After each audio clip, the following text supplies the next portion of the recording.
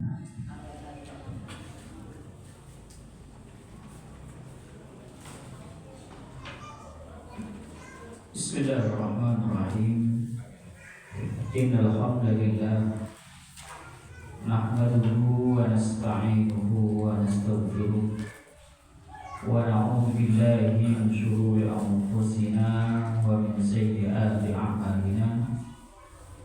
Man yahdihillahu fala mudilla lahu wa man yudlilhu fala hadiya lahu.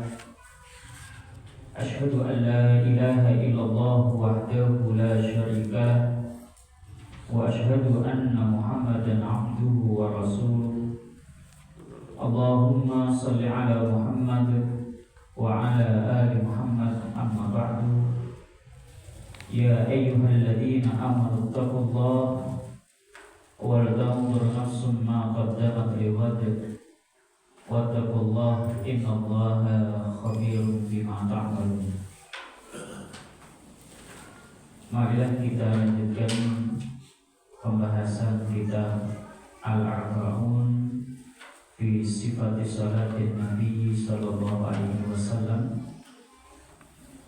Pembahasan yang lalu kita sudah sampai pada pembahasan yang ke-30, yaitu jalsatul istirahah, duduk istirahat. Benar ya? Bawahnya itu sudah. Gimana? Bawahnya sudah. Surah at-tasawuf ini sudah. Sudah. Jadi sekarang tentang hidup tasyahud awal bab ke-32. Jadi kemarin terakhir jadinya bab ke-31, bab cepatnya tasyahud awal.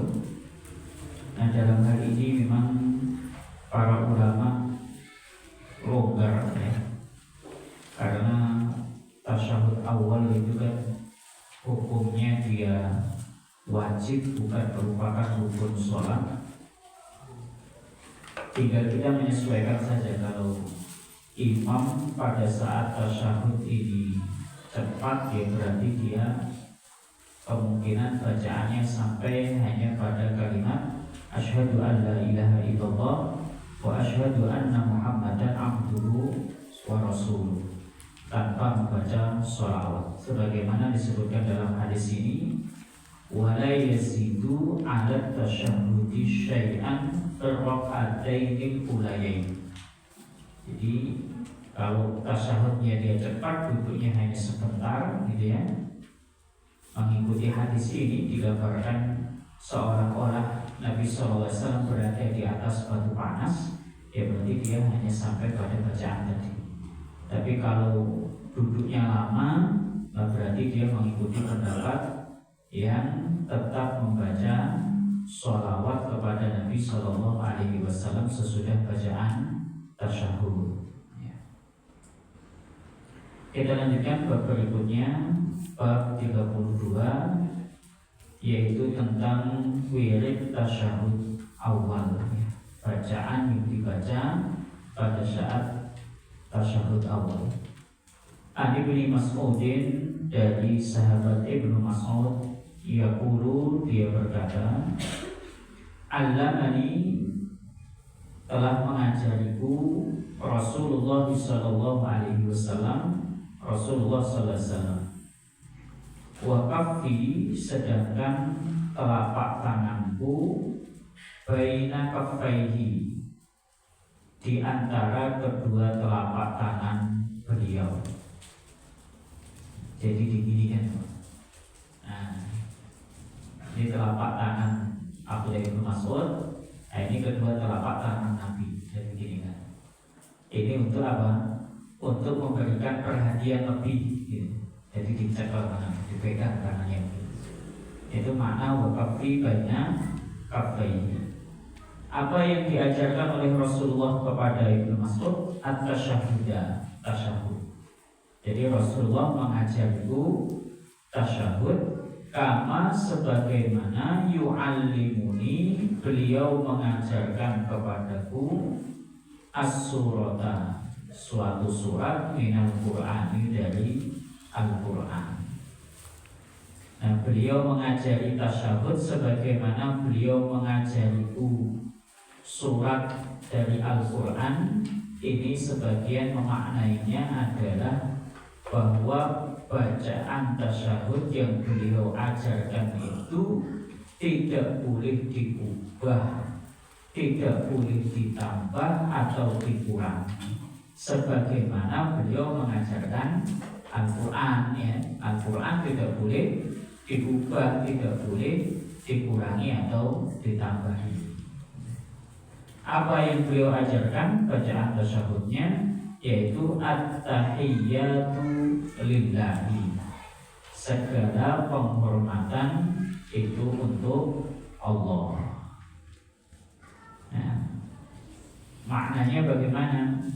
Maknanya adalah sebagian maknanya begini: segala penghormatan yang diberikan oleh manusia kepada raja-raja yang ada di muka bumi ini hakikatnya hanya pantas untuk Allah Subhanahu wa Ta'ala. Kan biasanya kalau ada raja atau ada pejabat gitu kan, diberi salam penghormatan. Maka dalam bacaan tasyahud ini kita diajarkan bahwa at-tahiyyatu lillah, yang pantas untuk mendapatkan penghormatan itu hanya Allah Subhanahu wa Ta'ala. Adapun selain Allah, maka sebenarnya tidak pantas untuk mendapatkan penghormatan. At-tahiyyatu lillah. Sebagian yang lain memaknai bahwa at-tahiyyat di sini maknanya adalah keagungan dan kekekalan. Maknanya bukan penghormatan saja, tapi maknanya adalah keagungan dan kekekalan. Jadi maksudnya bagaimana? Ya, keagungan itu hanya milik Allah Subhanahu wa Ta'ala. Yang pantas untuk kekal ya hanya Allah Subhanahu wa Ta'ala. Gitu. Memang dalam hal at-tahiyyatu lillah ini maknanya banyak gitu. Ya semuanya betul, semuanya betul. Ada juga yang memaknai at-tahiyyat di sini adalah keselamatan dari segala kekurangan atau dari segala aib. Jadi Allah Subhanahu wa Ta'ala itu terbebas atau selamat dari segala kekurangan, dari segala aib. Jadi kesempurnaan hanya milik Allah Subhanahu wa Ta'ala. Itu at-tahiyyatu lillah. Jadi ketika kita baca at-tahiyyatu lillah, kita bisa merasakan sebenarnya kita sedang ngomong apa toh. Kadang-kala kita merasa dihinakan oleh seseorang, ya. Ada orang melecehkan kita, kemudian kita tersinggung, gitu kan? Berarti kamu dengar. Oh, memang sebenarnya kita ini tidak berhak untuk dihormati. Yang berhak untuk dihormati itu adalah Allah Subhanahu wa Ta'ala. Adapun selain Allah sebenarnya tidak punya hak untuk dihormati. Termasuk diri kita ini, ya. Kita tidak berhak untuk dihormati. Kalau ada orang yang menghormati kita, itu bukan karena kita berhak untuk dihormati, dan mungkin karena Allah ingin memberikan nikmat kepada kita berupa itu tadi. Kemudian wassalawatu wattayyibat. Ya. Wassalawatu lillah sebenarnya maknanya begitu nih. Wattayyibatu lillah. Maka nanti di riwayat Imam Muslim dia di bawah itu at-tahiyyatul barakatus shalawatut tayyibatu lillah. Jadi selain at-tahiyyatul lillah juga as-shalawat. Shalawat juga lillahi untuk Allah. Apa makna shalawat di sini? Ya. Makna shalawat di sini sebagian besar para ulama memaknainya adalah sholat 5 waktu yang kita kerjakan, ya, wassolawatu lillah. Jadi kita mengucapkan itu dengan apa? Dengan menyadari bahwa sholat yang kita kerjakan itu murni hanya untuk mengagungkan Allah Subhanahu wa Ta'ala. Jadi sholat 5 waktu yang kita kerjakan itu adalah sebuah kewajiban yang wajib kita tunaikan kepada Allah. Jadi seakan-akan kita ini mengingatkan diri kita bahwa ya sholat kita ini murni untuk Allah, bukan untuk yang lain. Itu makna as-sholawatu lillah. Sebagian memaknai as-sholawatu lillah, as-sholawat di sini dimaknai dengan rahmat, sehingga maknanya adalah yang dapat memberikan rahmat hanyalah Allah Subhanahu wa Ta'ala, bukan selainnya. Ada juga memaknai dengan rahmat, tapi maknanya begini: tidaklah seseorang itu memperoleh rahmat kecuali dengan sebab Allah Subhanahu wa Ta'ala melimpahkan rahmat kepadanya. Wassalawatu maknanya seperti itu. At-tahiyyatu lillah, wassalawatu, dan salawat juga lillahi, milik Allah. Kemudian berikutnya wat-thayyibat, dan segala hal yang baik, ya, kebaikan di sini, kebaikan apa? Sebagian mengatakan at-thayyibat di sini adalah at-thayyibat minal aqwal, ucapan yang baik itu hanya milik Allah Subhanahu wa Ta'ala.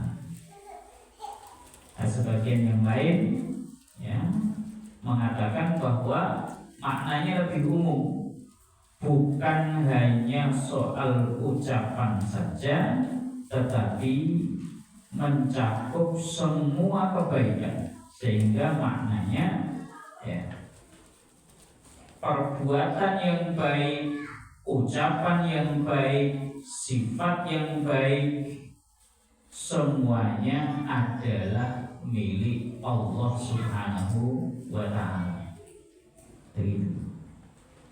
At-tahiyyatu lillah, wassalawatu wat-thayyibat.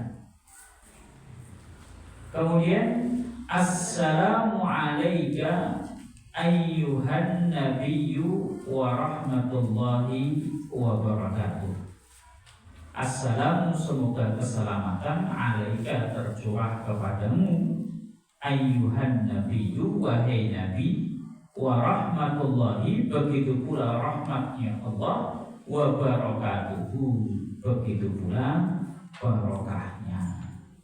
Nah, ini berkaitan dengan kalimat yang tidak dicetak tebal itu gitu. Sesudah Muhammad dan abduhu wa rasuluh itu ada tulisan wa huwa baina dhuhranaina. Jadi kami mengucapkan kalimat assalamu alaika. Nah, itu ketika Nabi masih berada di tengah-tengah kami. Ketika itu Nabi masih hidup. Jadi kami mengucapkannya assalamu alaika, semoga keselamatan tercurah kepadamu, wahai Nabi.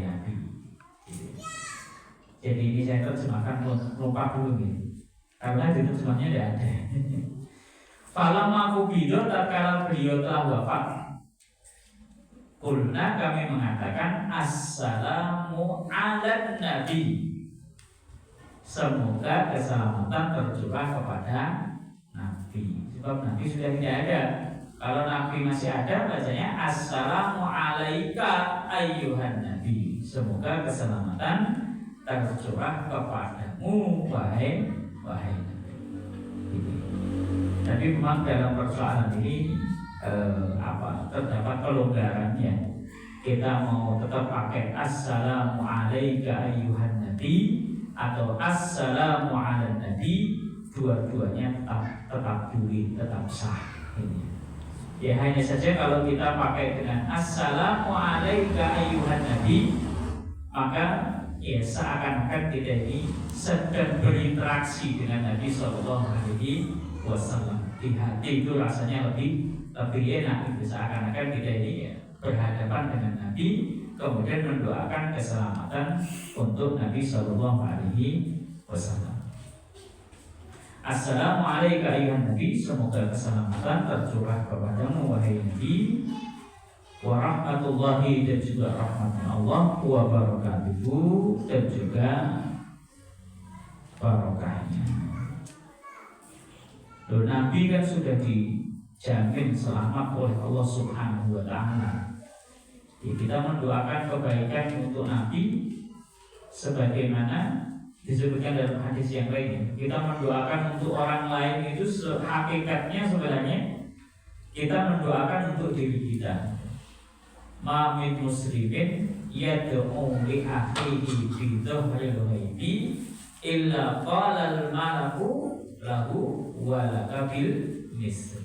Tidaklah seorang muslim mendoakan kebaikan untuk saudaranya tanpa sepengetahuannya, melainkan malaikat akan mengatakan kepadanya, engkau akan mendapatkan yang semisalnya. Tetap kita doakan, ya. Assalamu alayka ayyuhan nabiyyu wa rahmatullahi wa barakatuh.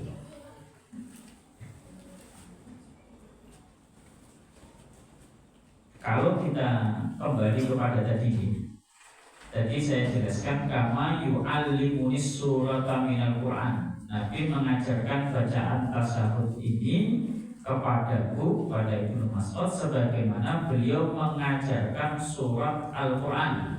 Artinya tidak boleh diubah-ubah.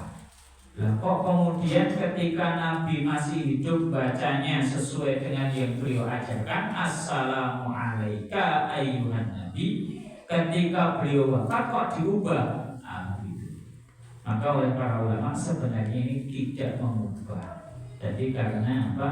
Ya maknanya tetap sama, lafalnya ya mungkin berbeda, tapi karena maknanya sama maka tidak masalah. Namanya ini adalah ya membaca doa dengan makna atau meriwayatkan hadis dengan makna.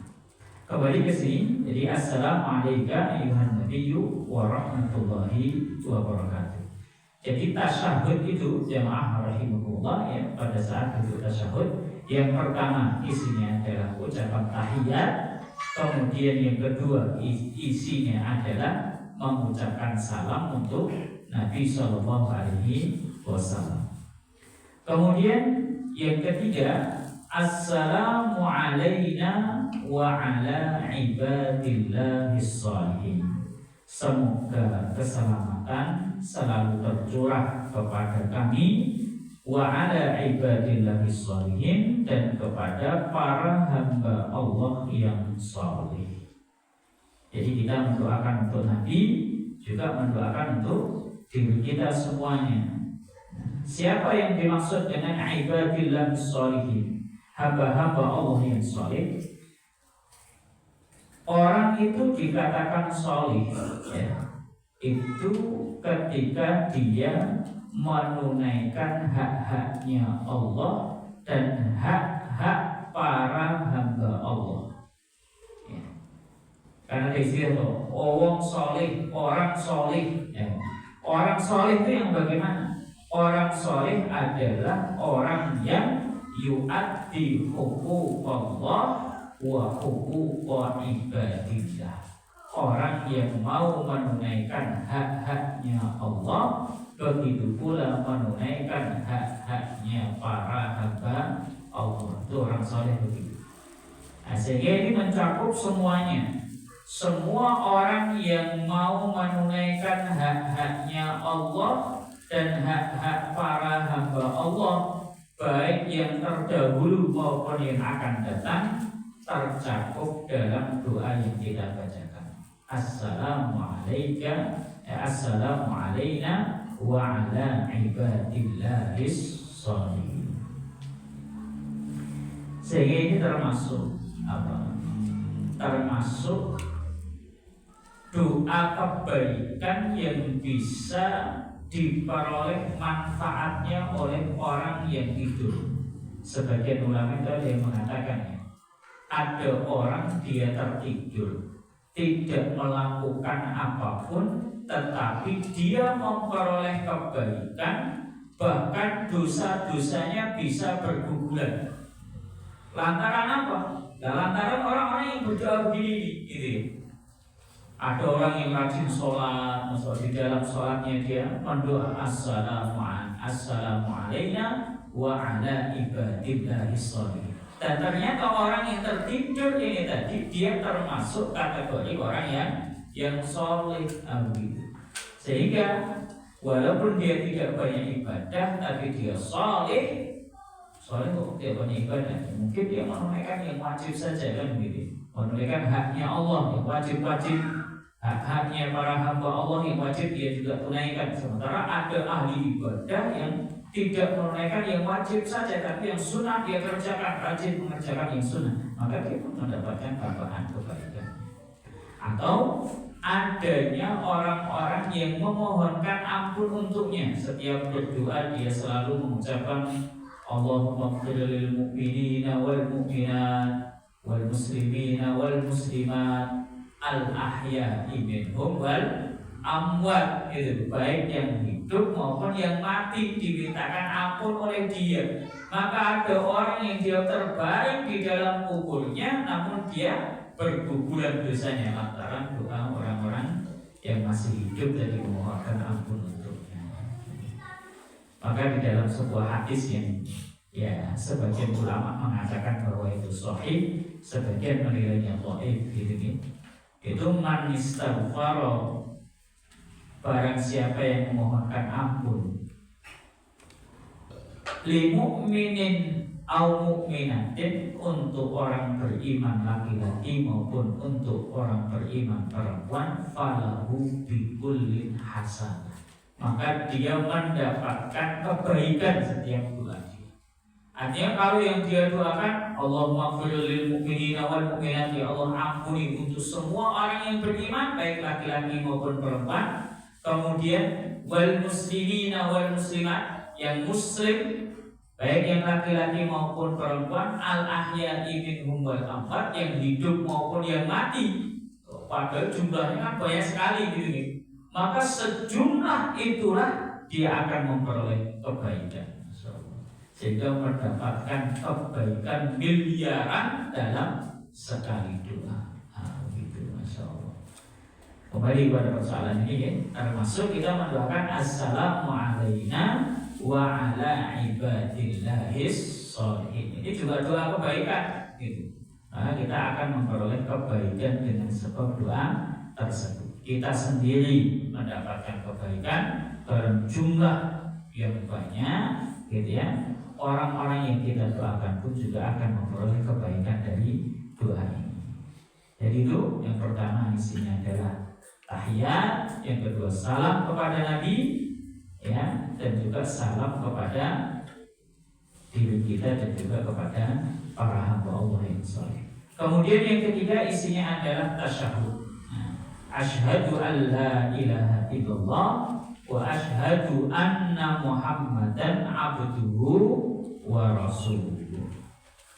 Nah, kembali kepada bagian awal tadi, kama yu'allimuna surata minal Qur'an, sehingga berdasarkan itu tidak boleh ditambahi sayyidana. Itu ya.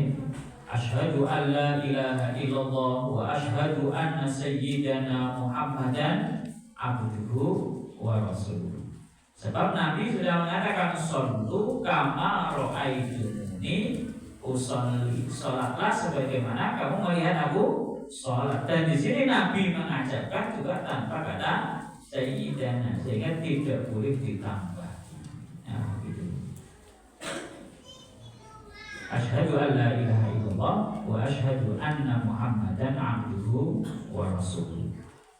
Nah, sebagian ulama mengatakan bahwa pada saat kita mengucapkan tasyahud inilah disunahkan untuk berisyarat dengan jari telunjuk. Gitu. Nah, sebagian yang lain, ya, isyarat dengan jari telunjuk ini mulainya ya sejak kita mengucapkan at-tahiyatu lillah. Sebagian yang lain mengatakan bahwa ya mulainya adalah ketika dia mengucapkan asyhadu an la ilaha illallah. Sebagaimana yang disebutkan dalam riwayat berikutnya diantaranya bahwa Nabi Shallallahu Alaihi Wasallam karena Rasulullah idza qa'ada yatashahhadu wada'a yadahu yumna ala fakhidhihi yumna wa yadahu yusra ala fakhidhihi yusra wa aqada salasan wa khamsin yadahu. Jadi karena duduk yatashahhad, membaca tasyahud, jadi mengambil pemahamannya, mengambil fikihnya dari kata tadi qa'ada yatashahhadu, beliau duduk bertasyahud. Bertasyahud itu mengucapkan asyhadu an la ilaha illallah, sehingga kemudian ya isyaratnya mulai bacaan tersebut. Tapi memang dalam hal ini ada kelonggaran yang boleh isyarat sejak awal, boleh mulai isyarat ketika mulai membaca asyhadu an la ilaha illallah dan seterusnya. Wa huwa baina dhahranaina, tadi sudah saya jelaskan. Falamma qubida qulna assalamu ala nabi, rawahul Bukhari. Wa Muslimin, dan riwayat dari Imam Muslim, Ali bin Abbasin dari sahabat Ibnu Abbas, itu at-tahiyyatul mubarakatus salawatut tayyibatu lillah. Jadi boleh pakai yang pertama, boleh pakai yang kedua. Jadi at-tahiyyatu lillah wassalawatu wattayyibat boleh, atau at-tahiyyatul mubarakatus salawatut tayyibatu lillah, assalamu alayka ayyuhan nabiyyu wa rahmatullahi wa barakatuh. Itu berkenaan dengan wirid tasyahud. Lantas bagaimana membaca salam untuk Nabi Sallallahu Alaihi Wasallam atau tidak? Membaca salawat untuk Nabi Sallallahu Alaihi Wasallam atau tidak? Nah, maka disitulah terjadi perselisihan di kalangan para ulama. Nah, karena Nabi mengajarkan sampai ini saja, asyhadu an la ilaha illallah wa asyhadu anna Muhammadan abduhu wa rasuluh pada tasyahud awal, sehingga ya sampai di sini tidak dilanjutkan membaca salawat untuk Nabi. Nah, Imam Asy-Syafi'i ini beliau dikenal ada pendapat lama dan ada pendapat yang baru. Pendapat lama beliau mengatakan bahwa ya sampai pada kalimat asyhadu an la ilaha illallah wa asyhadu anna Muhammadan abduhu wa rasuluh. Tapi pendapat beliau yang belakangan, sebagaimana disebutkan dalam kitab ya, beliau mengatakan bahwa ya membaca sholawat untuk Nabi sesudah membaca tasyahud. Ya. Kita lanjutkan ke berikutnya, babul isbaq fi tasyahud. Ya. Bab ya jari fi tasyahud pada saat tasyahud. Ya. Posisinya bagaimana? Ali bin Umar dari sahabat Ibnu Umar, anna Rasulullah sallallahu alaihi wasallam, bahwasanya Rasulullah SAW idza qa'ada, apabila beliau duduk, fit tasyahudi, pada saat tasyahud, wada'a, beliau meletakkan yadahul yusra, tangan beliau yang kiri, ala rukbatihil yusra, pada lutut beliau yang kiri. Ya, jadi tangan kiri diletakkan di lutut kiri. Wa wada'a, dan beliau meletakkan yadahul yumna, tangan beliau yang kanan, ala rukbatihil yumna, pada lutut yang kanan. Dulu pada saat nyantri itu utul-utulan. Pokok tangan diletakkan di paha. Wah bener, sebenarnya yuk maju sithik, nggo lutut ngono kuwi. Gitu ya. Waktu itu ngaji ini belum terlalu dalam, begitu kemudian dikaji lebih dalam, ketemu ini sing bener ya, telapak tangan itu diletakkan di atas lutut. Wa aqada salasan wa khamsina, dan beliau aqada itu membuat apa? Membuat ikatan gitu ya. Membuat bentuk salasan wa khamsin 35. Ini 35 arang ngeten. Ini kan telu gitu. 3 arang nih diberdirikan begini. Ini kan 3, ini 5 ya.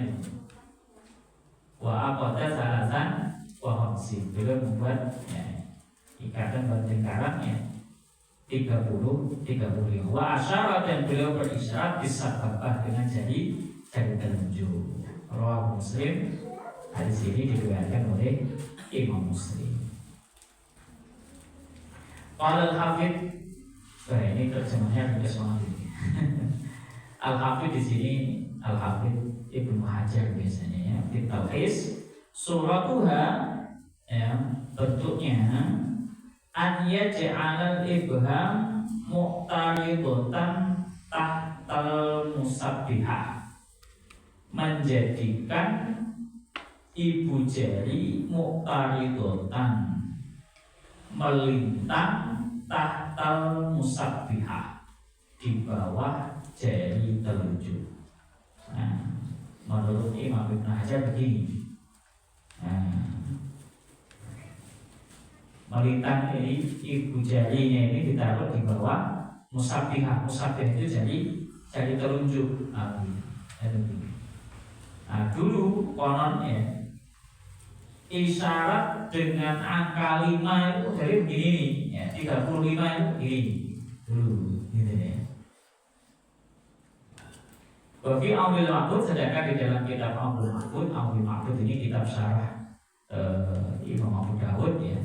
I'lam, ketahuilah annahu, bahwasanya qad warada, telah ada biwat yumna, pada bab meletakkan tangan kanan alal fakhidhi, pada paha, halat tasyahudi, pada saat tasyahud hayat. Ada beberapa kondisi, ada beberapa keadaan ya.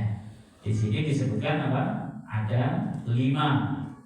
Ihdaha at-tahlik ya. Yang pertama at-tahlik dengan membentuk lingkaran tadi begini ya. Jadi bentuk lingkaran. Kemudian yang kedua hadihi. Hadihi itu ya yang ini tadi ya. Ini itu. Dia boleh begini, boleh begini. Jadi ya. Kemudian yang ketiga qabadha asabi'ahu. Qabadha, beliau menggenggam asabi'ahu, jari-jari beliau, kullaha, semuanya, wa asyara bisababah, dan berisyarat dengan jari telunjuk begini. Ini kan digenggam apa itu? Nah, jari ibu jarinya digenggam dengan jari-jari yang lain. Jadi bisa begini, bisa begini, bisa begini. Yang ketiga ya. Kemudian yang keempat, wa wada'a ibhamahu ala usbu'ihil yusra, ala usbu'ihil wusta. Beliau meletakkan ibu jarinya di atas jari beliau yang tengah. Ini ya, saya takut. Saya kemarin berdisuruh orang apa nabrak mobil, tangannya nggak bisa takut. Jadi ini ibu jari di atas, di depannya jari tengah. Begini. Kemudian yang kelima, al-isyarah min ghairi qabdin, berisyarat tanpa ada yang digenggam. Jadi tangannya begini, terus tengahnya diunggahkan. Ini kopi. Jadi ini tangan diletakkan di di lutut atau di paha, kemudian jari telunjuknya untuk isyarat diangkat begini. Kayak begitu rasanya kayak rakyat sholat itu. Ya boleh, jadi tasawuf berat. Jadi memang ada 5 riwayat yang kita dapatkan ya dalam tata cara berisyarat pada saat tasyahud. Nah, dengan begini ini tujuannya ya, supaya kita ini bisa memaklumi yang lain. Nah, syukur jamaah rahimahullah supaya ilmu semacam ini tidak hilang. Ya, kita amalkan semuanya, gitu. Kadang-kala kita pakai begini, gitu ya. Kadang-kala kita isyarat dengan begini, kadang-kala isyarat dengan begini, kadang-kala dengan begini, ya. Kadang-kala hanya mengangkat jari telunjuk saja. Itu supaya ilmunya tidak hilang. Sekarang kita tahu, tapi kalau jarang diamalkan, ya biasanya ya, mudah hilang.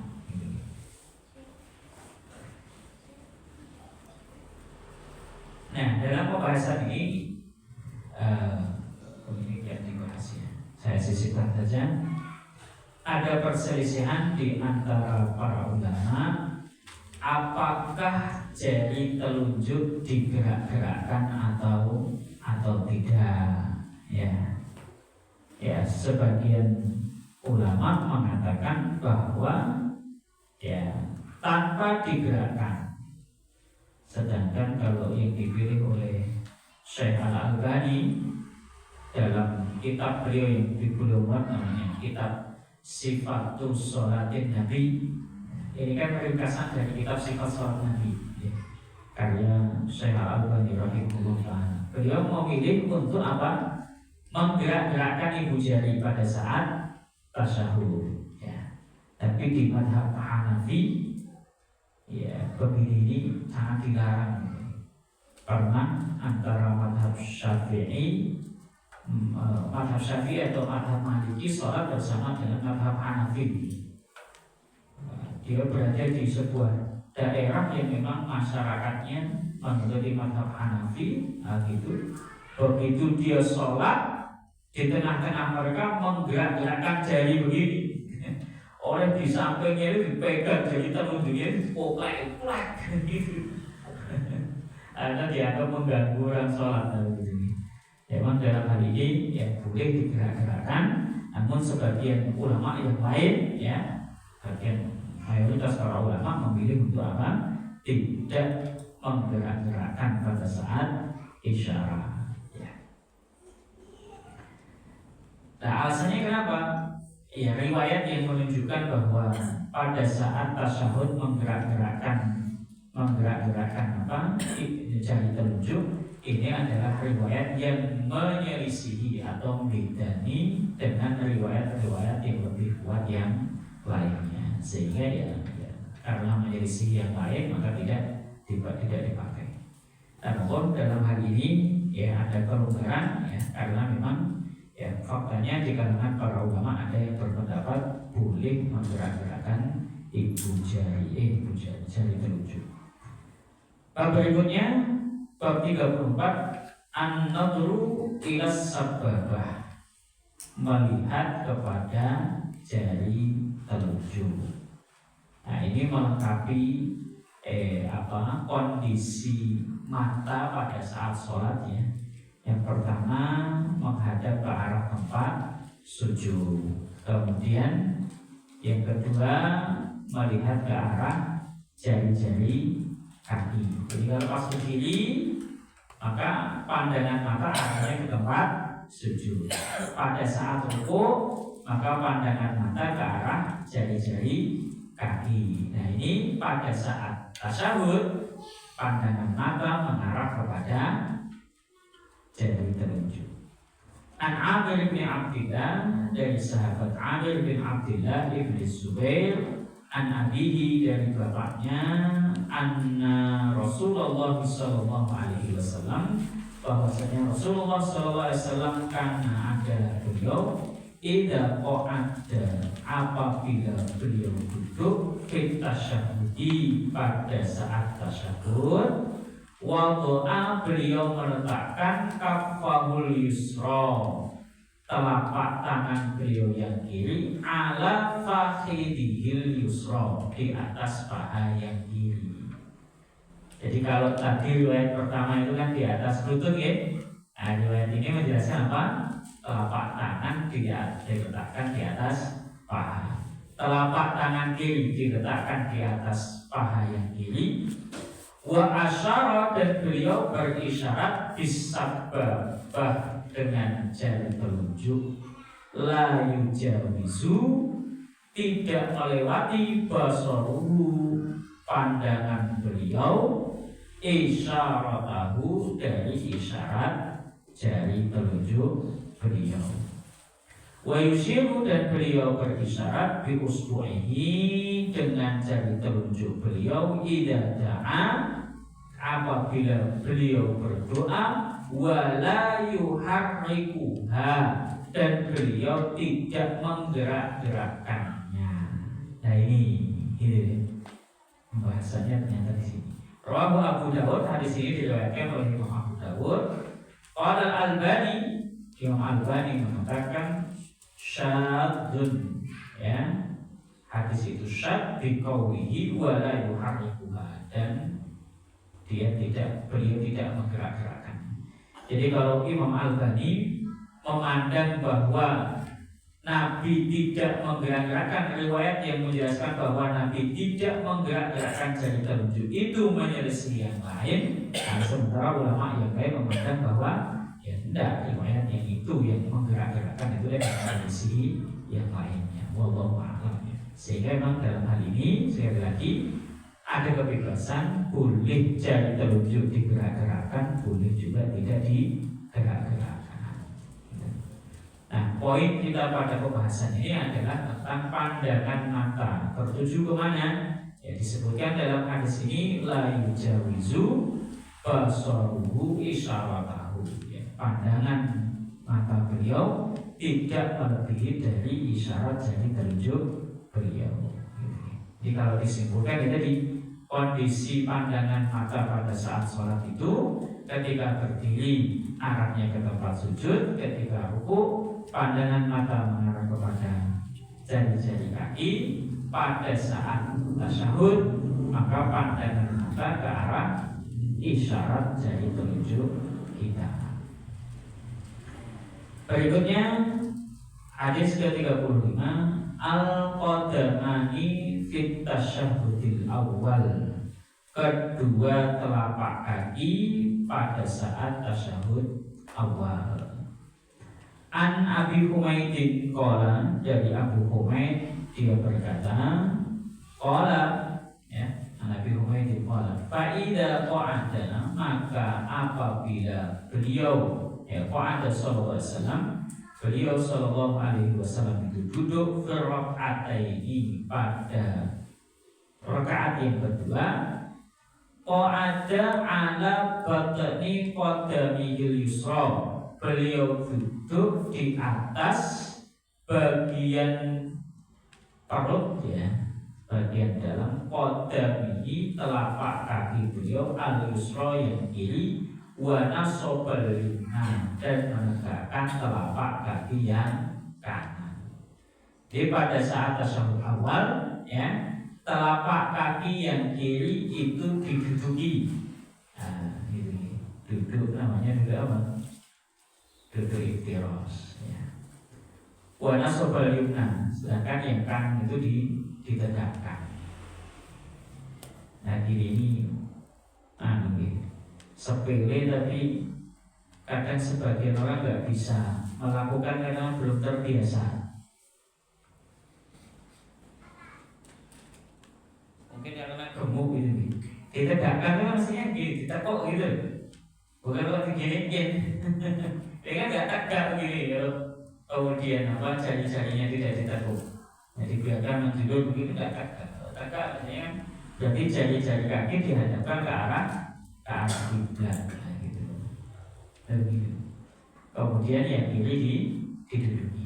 Fa'idza kana fi rabi'ah, maka apabila beliau pada rakaat yang keempat, afdol beliau menjulurkan biwarihi dengan pantat beliau al-yusra ilal abdi ke tanah, wa akhraja dan beliau mengeluarkan qadamaihi min nahiyatin wahidah, dari satu arah. Jadi duduk tawarruk. Tawarruk itu dari kata tawarruk ini.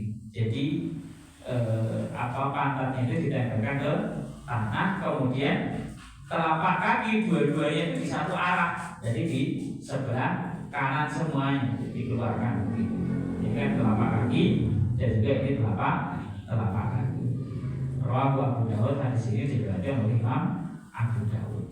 Nah, berdasarkan riwayat inilah kemudian sebagian berpendapat bahwa pada saat sholat subuh dan semisalnya, sholat subuh, kemudian sholat tahiyatul masjid, sholat sunnah fajar yang 2 rakaat, pada saat tasyahud, tasyahudnya dengan duduk iftirash, bukan duduk tawarruk. Karena lafadznya kan fa'idza qa'ada fi rak'ataini, begitu.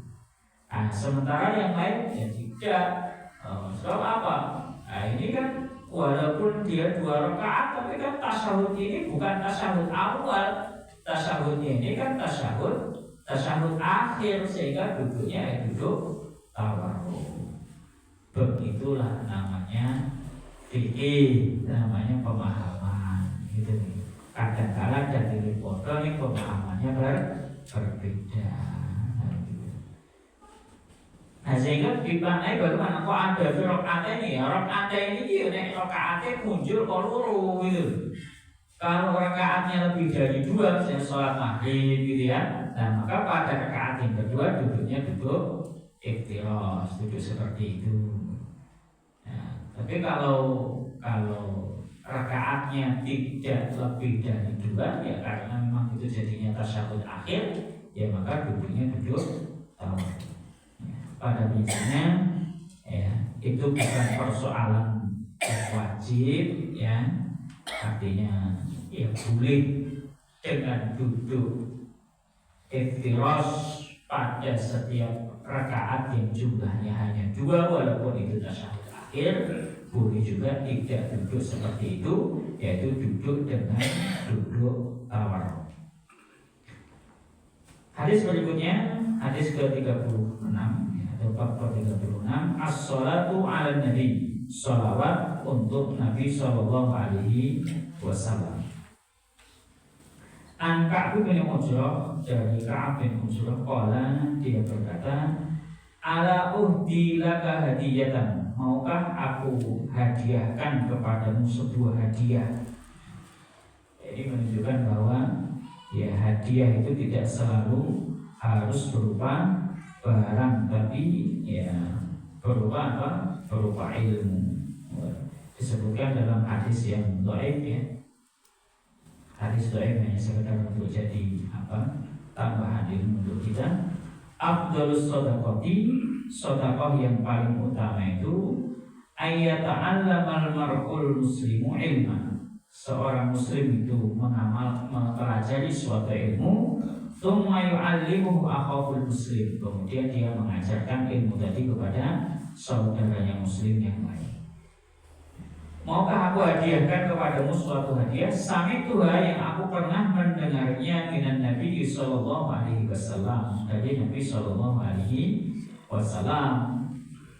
Qulna, kami pada waktu itu mengatakan, ya Rasulullah, wahai Rasulullah, kaifas salatu alaikum ahlal bait, bagaimana salawat untuk kalian, yaitu ahlul bait.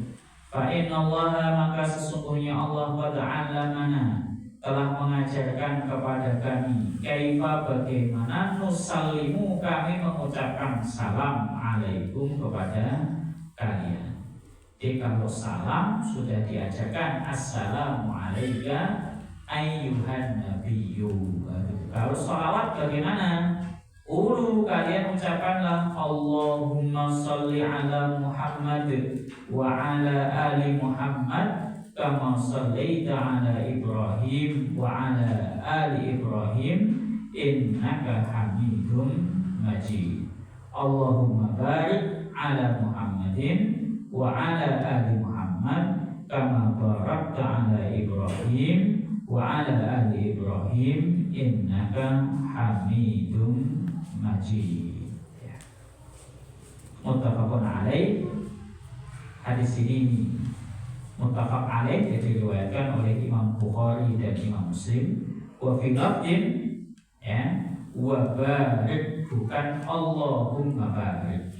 Kalau dalam hadis yang di atas kan sesudah innaka Hamidum Majid yang awal itu Allahumma barik. Ya, di riwayat yang lain itu langsung wa barik ala Muhammadin tanpa Allahumma.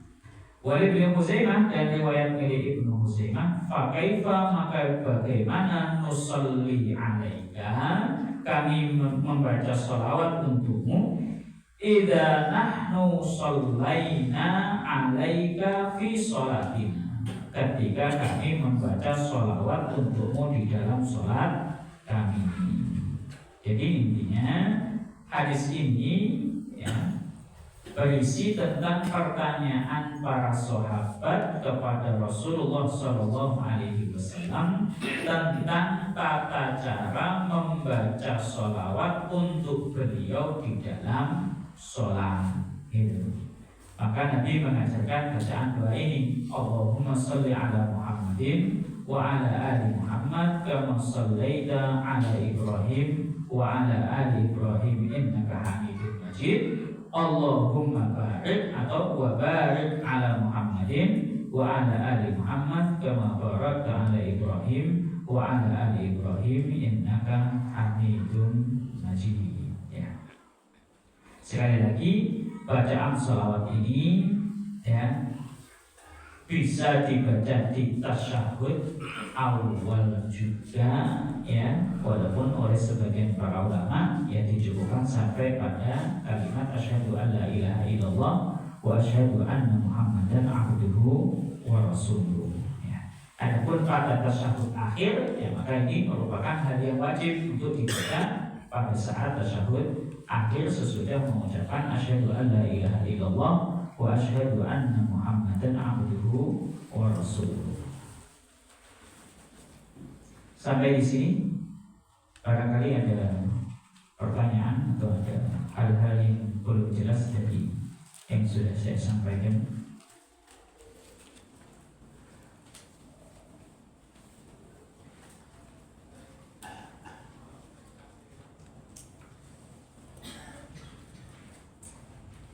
Salawat untuk Nabi SAW ini kan kalau kita lihat di dalam ayat innallaha wa malaikatahu yusalluna 'alan nabi ya ayyuhalladzina amanu sallu 'alaihi wa sallimu taslima. Salawat itu maknanya adalah ampunan dari Allah Subhanahu wa ta'ala. Allahumma salli ala Muhammad, itu berarti kita memohonkan supaya Allah Subhanahu wa ta'ala memberikan ampunan untuk beliau. Sebagian ada yang memaknai Allahumma salli ala Muhammad itu maknanya adalah sholawat dimaknai dengan rahmat, semoga Allah melimpahkan rahmat kepada beliau.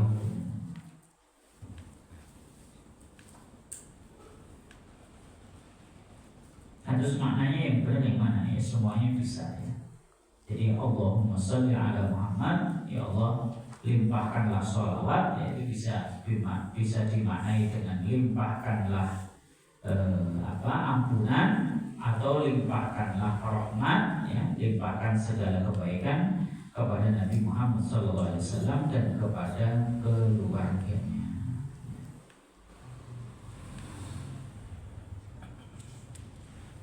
Nah, keutamaannya yang shalla alaihi sholatan sallallahu ta'ala alaihi asyra. Barang siapa yang mau bersalawat kepada Nabi sallallahu alaihi wasallam satu kali saja, ya, maka Allah akan bersalawat untuknya sebanyak 10 kali. Makanya kita diwajibkan ini setiap sholat, ya, diwajibkan untuk membaca sholawat supaya kita ini dapat kebaikan. Apalagi kalau kita kemudian di luar sholat mau memperbanyak sholawat untuk beliau, maka insya Allah, ya, kita akan mendapatkan lebih banyak kebaikan lagi. Kita lanjutkan kalau tidak ada pertanyaannya. Hadis berikutnya, babnya al-isti'adzah fit tasyahhudil akhir, memohon perlindungan pada saat tasyahud akhir. An Abi Hurairah yaqulu, dari sahabat Abu Hurairah, dia berkata, qala Rasulullah sallallahu alaihi wasallam, Rasulullah sallallahu alaihi wasallam bersabda, idza faragha, apabila telah selesai, ahadukum, salah seorang di antara kalian, minat tasyahhudil akhir, dari tasyahud akhir, falyata'awwad billahi, hendaklah dia berlindung kepada Allah, min arba'in, dari 4 hal. Yang pertama, min adzabi jahannam, dari siksa neraka jahannam. Kemudian wa min adzabil qabri, dan dari siksa kubur.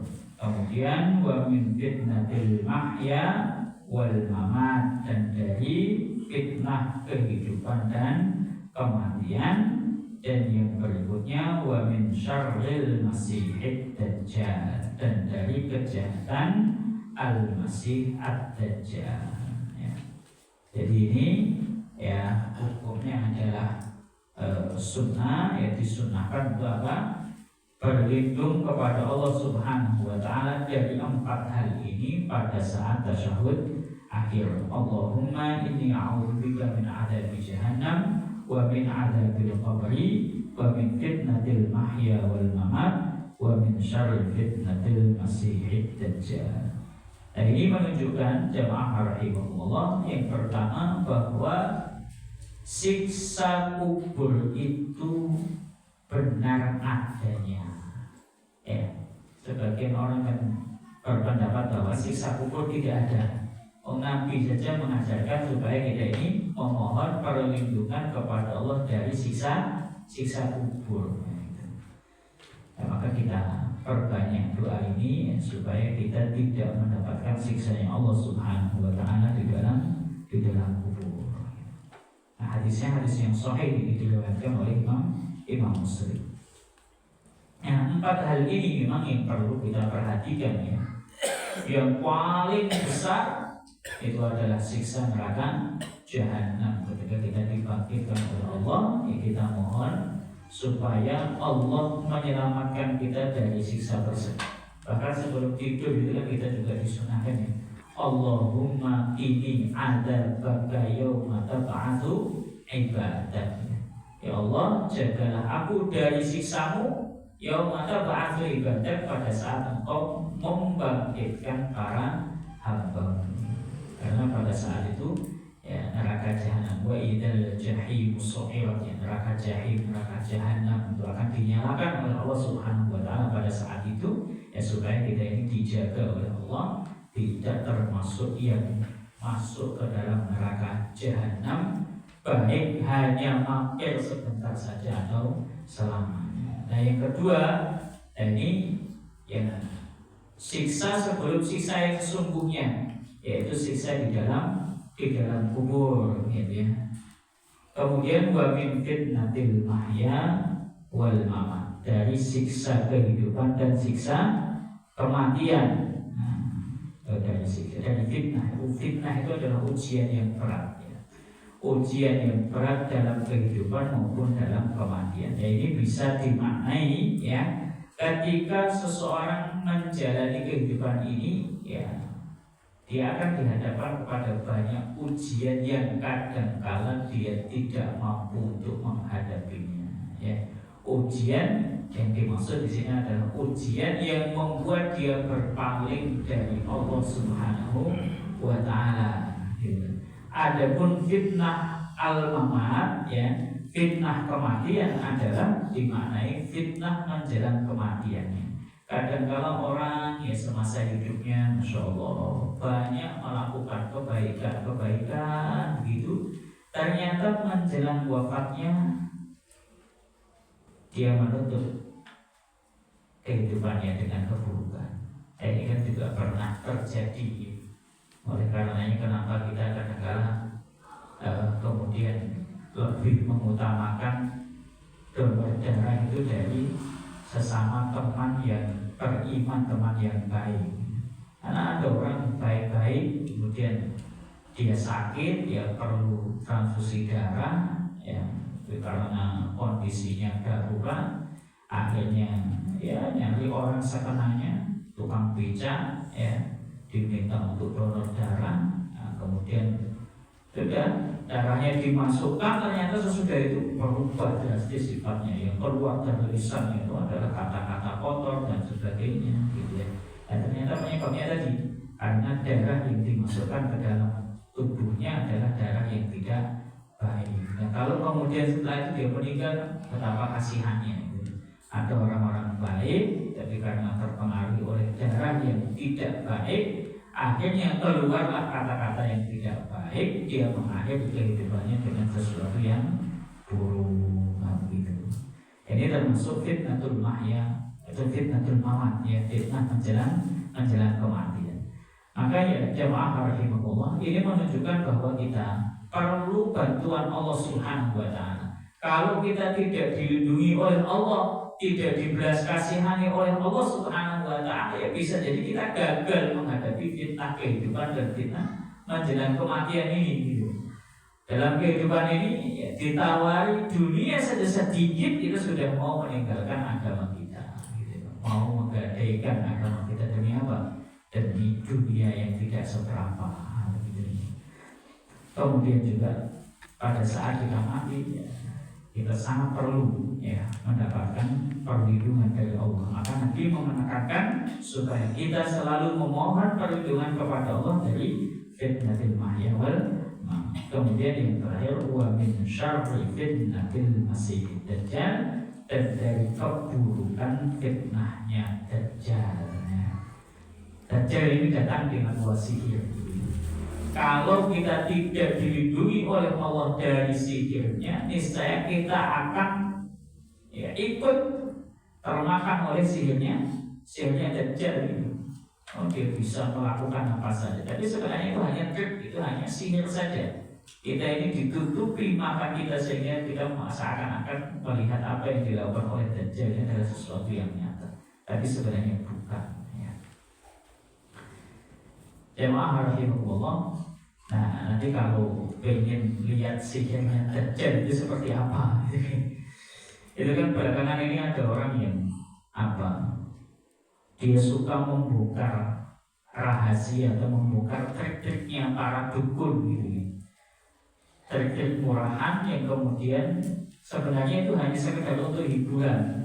Tapi karena banyak orang yang tidak tahu, artinya dimanfaatkan oleh para dukun untuk memperdaya orang-orang yang tidak mempunyai kecerdasan, gitu. Yang terkenal itu pesulap merah, gitu. Nanti bisa dilihat di YouTube, gitu, ya. Pesulap merah membongkar rahasia perdukunan, gitu. Kalau kita sebelumnya belum melihat itu, gitu, kita mungkin sekilas melihat apa yang dilakukan oleh orang-orang ini, katanya orang-orang pintar, gitu, sakti tenangnya, gitu, bisa memindahkan penyakit ke dalam telur, kan begitu. Wah, telur itu orangnya bolong kayak aku begitu, penyakitnya dipindahkan ke situ, dipecah juga kayak jarum dan lain sebagainya, gitu.